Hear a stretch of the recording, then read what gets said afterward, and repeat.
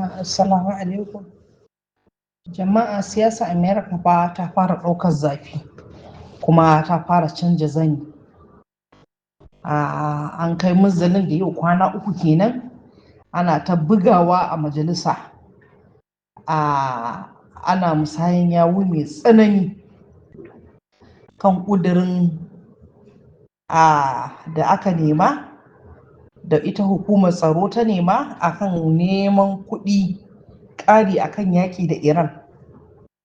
To ba ma magana akan adawa da ba da kuɗin ba, sai aka hau cacar baki akan yaddar ma a yi dokar da za ta hana ya zama shugaban ƙasa yana da iko ma ya bari a shiga yaƙin ko ba shi da shi tukun. Yanzu akan haka ake. To abinda aka jefa ƙuri'a, masu amincewa akan cewa shugaban ƙasa ya shiga yaƙi sun samu ƙuri'u 214, waɗanda kuma suke a gestin abin su kuma sun samu 208.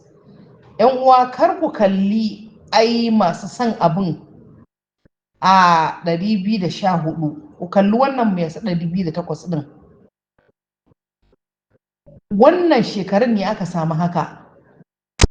In kuka samu tasirin da Yahudawa suke da shi a cikin Amerika, yadda suka mamaye gaba ɗaya mafi yawan hukumomin Amerika. In shekarun baya ne ba za ka ji murya kowa a majalisun ba, daga Yahudawan sai masu mara Yahudawa baya, 'yan daɗi Yahudawa. 'Yan daɗi Yahuda ga munan ko ina ana fama da su a duniya. Su ba Yahudawan ba ne, amma a kowace fuska suna kare muradun Yahudawa, in ma kai tsaye in ma a sa kai. To wannan ya zamana dukan da aka yi wa Amerika ne ya zamana har ana bugawa a majalisa ta wakilai akan yiwuwar shiga yakin da aka san shi. Wannan nasara ce mai girma. Madalla da Iraniya, madalla da jamhuriyar musulunci ta Iran, madalla da almusulma. Yau Amerika kwana kusan 2 ko 3 kenan ake yake ɗaukar zafi. In an gama da nan kuma za a koma majalisar dokoki. Ko da Amerika ba su samu nasara ba, to yana nuna maka lalle siyasa Amerika ta fara canja zani. Lalle yanzu waɗanda ba Yahuda ba sun samu ƙarfin da suke iya fitowa su nuna ƙasa fa ba ta Yahudawa ce zalla, su ma suna da 'yanci.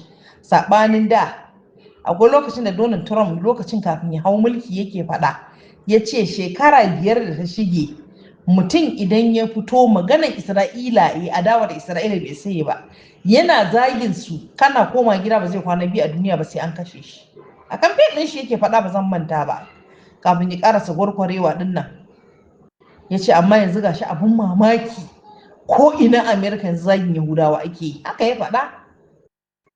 To shi in yada zai dawo musu da mutuncinsu da 'yancinsu na da. To gashi nan sai ƙara lalata su ma yake yi. To Allah ya rufa asiri.